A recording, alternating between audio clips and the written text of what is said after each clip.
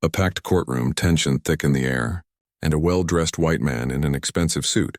pointing at a black farmer in simple clothes, laughing loud enough for everyone to hear, saying, "Your Honor, this man thinks he owns my family's land, and look at him. Does he look like someone who could afford prime real estate?" The laughter that followed from his supporters was like daggers. But what they didn't know was that Samuel Cohn had documents in his weathered hands that would silence that courtroom forever and expose the most shocking land fraud case in county history. This is the story of how racism, arrogance, and greed collided with truth, justice, and the kind of quiet dignity that moves mountains. Samuel Cohn had been farming the same 200 acres in rural Georgia for 15 years, land his grandfather had purchased in 1952, when black land ownership was not just rare but dangerous. Land that had been in his family for over 70 years. But to Richard Whitman and his powerful family, Samuel was just another black man who needed to be put in his place. The Whitman family had built their fortune on real estate development, turning farmland into shopping centers and housing developments, and when they saw Samuel's beautiful, fertile property sitting right in the path of their next big project, they decided that a poor black farmer couldn't possibly have legitimate claim to such valuable land. Drop a comment telling me where you're watching from, and don't forget to subscribe to Axiom USA for more powerful true stories, because this case would expose decades of systematic attempts to steal black-owned land through legal intimidation and forged documents. The harassment began subtly, with Richard Whitman's lawyers sending official-looking letters claiming there were irregularities in Samuel's property deed, suggesting that his grandfather's purchase in 1952 might not have been properly recorded, and demanding that Samuel provide extensive documentation to prove his ownership of land his family had been farming for generations. Samuel, who had inherited not just the land but also his grandfather's meticulous record-keeping, knew every document was legitimate and properly filed, but he also understood that in rural Georgia, a black man's word against a wealthy white family's lawyers was rarely enough to guarantee justice. The legal battle escalated when the Whitmans filed a formal lawsuit claiming that Samuel's deed was fraudulent, that the original sale to his grandfather had never been legally completed, and that the land had actually remained in the possession of the previous white owner's estate all along, making Samuel nothing more than a trespasser who had been illegally occupying their property for decades. The case drew attention throughout the county because everyone knew the Whitmans had the resources to hire the best lawyers money could buy. While Samuel was representing himself with the help of a small-town attorney who worked mostly on wills and traffic violations, creating what looked like David versus Goliath if David was black and Goliath had unlimited legal funding. As the court date approached, whispers spread through the community about the uppity black farmer who thought he could challenge one of the most powerful families in the region, with some people expressing quiet support for Samuel, but many others assuming that the Whitmans wouldn't file such a lawsuit unless they had ironclad proof that the land was rightfully theirs. The morning of the hearing arrived with Samuel dressed in his only suit, carrying a worn leather briefcase that had belonged to his grandfather, containing documents that told a story of perseverance, legal land ownership, and systematic attempts by powerful white families to steal black-owned property through intimidation and fraudulent legal claims. The courtroom was packed with curious onlookers, local reporters, and members of both the black and white communities who had come to witness what everyone expected would be a quick legal victory for the wealthy Whitman family over a simple black farmer who had gotten too big for his britches. Richard Whitman entered the courtroom like he owned it, which, given his family's political connections and financial influence in the county, he practically did, flanked by 3 expensive lawyers in tailored suits who looked like they could buy and sell Samuel's entire farm without checking their bank balances. Samuel sat quietly at the defendant's table with his single attorney, James Morrison, a decent man who had agreed to help despite knowing that challenging the Whitmans could hurt his own practice, while Samuel's wife Mary and their 2 teenage children sat in the gallery, trying to project confidence they didn't entirely feel. The proceedings began with Richard Whitman's lead attorney, a sharp-dressed man named Harrison Beck, presenting what appeared to be a compelling case that Samuel's grandfather had never actually completed the purchase of the land in 1952, claiming that key documents were missing and that the black community had a history of misunderstanding complex legal transactions. Beck's presentation was polished, professional, and dripping with the kind of subtle racism that comes wrapped in legal language and respectability, suggesting that Samuel's family had been confused about their ownership status and had simply been allowed to farm the land out of the previous owner's generosity. When Beck finished his opening statement, you could feel the mood in the courtroom shift as even some of Samuel's supporters began to worry that maybe the Whitmans really did have a legitimate legal claim, especially when Beck produced what appeared to be original documents showing that the 1952 sale had never been properly finalized. Samuel watched this performance with the calm dignity of a man who had faced racism his entire life, knowing that the truth has a way of surfacing no matter how much money and legal expertise tries to bury it. And when it was time for his attorney to respond, he simply nodded and whispered something that made Morrison smile for the first time all day. Morrison's opening was simple and direct. He told the court that Samuel Cohn was the rightful owner of the land in question, that his grandfather had purchased it legally in 1952, and that the documents in Samuel's possession would prove beyond any doubt that the Whitman family's lawsuit was not just wrong but fraudulent. The courtroom buzzed with whispers as Morrison announced that Samuel had not just the original deed and sale documents, but also bank records, tax payments,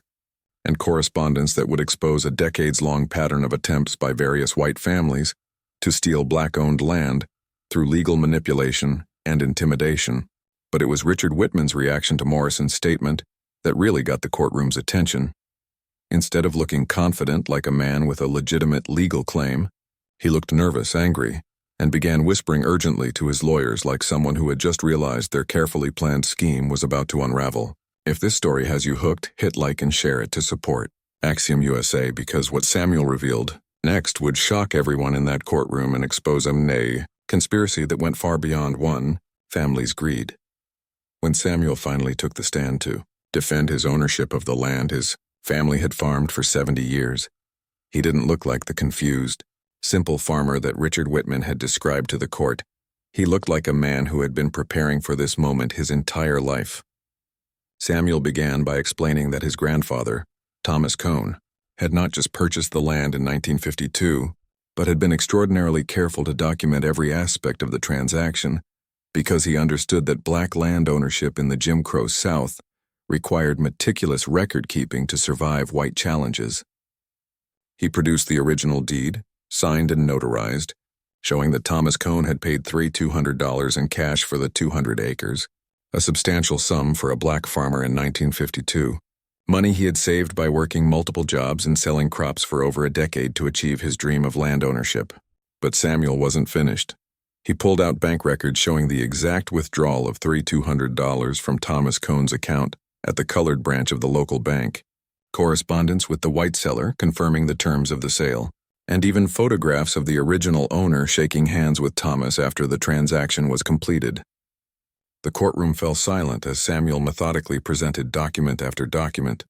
each one contradicting the Whitmans' claim that the sale had never been completed,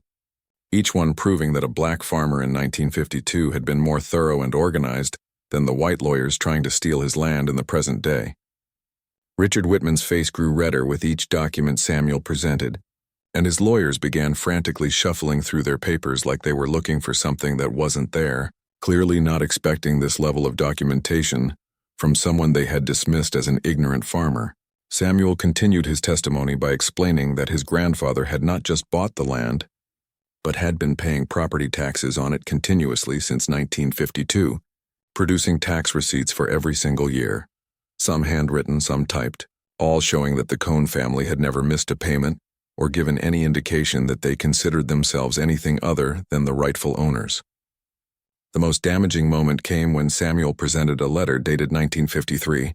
written by the original white owner's son, thanking Thomas Cohn for taking such good care of the land and expressing hope that the Cohn family would farm it successfully for generations to come, in a letter that directly contradicted the Whitmans' claim that the family had never recognized the sale as legitimate. But Samuel's biggest surprise was yet to come, and when he announced that he had one final document to share with the court, you could see Richard Whitman actually lean forward in his chair like he was afraid of what might come next. Samuel pulled out a folder that contained correspondence between Richard Whitman and a document forger, letters that showed Whitman had paid someone to create fake papers suggesting that Samuel's grandfather's deed was fraudulent, essentially proving that the entire lawsuit was based on manufactured evidence designed to steal a black family's land through the legal system. The courtroom erupted as Samuel read portions of the letters aloud, including one where Whitman wrote, "These people don't deserve to own prime development land, and if we can't buy them out, we'll find another way to get what's ours." Language that revealed not just fraud but the racist motivations behind the entire scheme. The silence that followed Samuel's revelation of Richard Whitman's forged documents was the kind of quiet that comes before a storm, as everyone in the courtroom processed the fact that they had just witnessed the exposure of a racist conspiracy to steal a black family's land through fraudulent legal action. Judge Harrison, a fair-minded man who had presided over the county court for over 20 years, looked at the evidence spread across his bench with the expression of someone who had seen many injustices, but rarely such blatant fraud presented so clearly and convincingly. Richard Whitman's lawyers immediately objected and demanded to examine the documents Samuel had presented, but their panic was obvious to everyone in the courtroom, as they realized their client had not just lost his case, but had potentially committed multiple felonies in his attempt to steal land from a black farmer. The judge called for a brief recess to examine all the evidence, and during those 30 minutes, the courtroom buzzed with conversations as people tried to process how completely the tables had turned from what everyone expected to be Richard Whitman's easy victory to Samuel Cohn's devastating exposure of fraud and racism. When court resumed, Judge Harrison's voice was stern and his words were measured as he announced that based on the evidence presented, not only was Samuel Cohn the undisputed legal owner of the 200 acres in question, but that Richard Whitman would be facing criminal charges for document forgery, fraud, and filing false legal claims. Want to hear more untold stories of injustice and resilience? Subscribe to Axiom USA and never miss one, because what happened next was the kind of justice that rarely occurs but always inspires. The judge didn't stop with simply ruling in Samuel's favor. He also ordered Richard Whitman to pay Samuel's legal fees, to publicly apologize for the harassment and false accusations, and to face investigation by the district attorney's office for what appeared to be a pattern of targeting black landowners with fraudulent legal challenges. Richard Whitman's reaction was everything you might expect from a man whose racism and arrogance had finally caught up with him. He stood up in court and began shouting about how the system was rigged against white people, how Samuel must have forged the documents somehow, and how a black farmer couldn't possibly have outsmarted his expensive lawyers, proving that even in defeat, his racism remained his defining characteristic. Court officers had to escort Whitman from the courtroom as he continued his tirade, while Samuel sat quietly with tears in his eyes, not tears of sadness but tears of vindication for his grandfather's memory and relief that 70 years of legal land ownership had finally been recognized and protected. The aftermath of the case was swift and satisfying. Richard Whitman was indeed charged with multiple felonies. His real estate development company faced federal investigation for targeting minority landowners, and Samuel's story became a powerful example of how documentation, persistence, and quiet dignity can triumph over wealth, power, and institutional racism. Local news coverage of the case sparked broader investigations into land fraud targeting black farmers throughout the region, leading to several other families recovering property that had been stolen through similar schemes, proving that Samuel's victory was about more than just his own land, but about justice for an entire community that had been systematically targeted. 6 months after the trial, Samuel was still farming his 200 acres, but now with the peace of mind that comes from having his ownership legally confirmed and his grandfather's legacy protected, while Richard Whitman was serving time in federal prison for fraud and facing civil lawsuits from other black families whose land he had tried to steal. The most beautiful part of this story isn't just that justice was served, but that it was served by a black farmer who had been underestimated, dismissed, and laughed at by people who assumed that racism and money could overcome truth and documentation, only to discover that sometimes the quiet dignity of a man who knows his rights is more powerful than all the expensive lawyers money can buy. Thanks for watching Axiom USA, where every story reminds us of resilience and truth. Like, share, and subscribe for more, and remember that the arc of justice may be long, but it bends toward those who stand up for what's right. Document the truth, and never let anyone convince them they don't deserve what's rightfully theirs.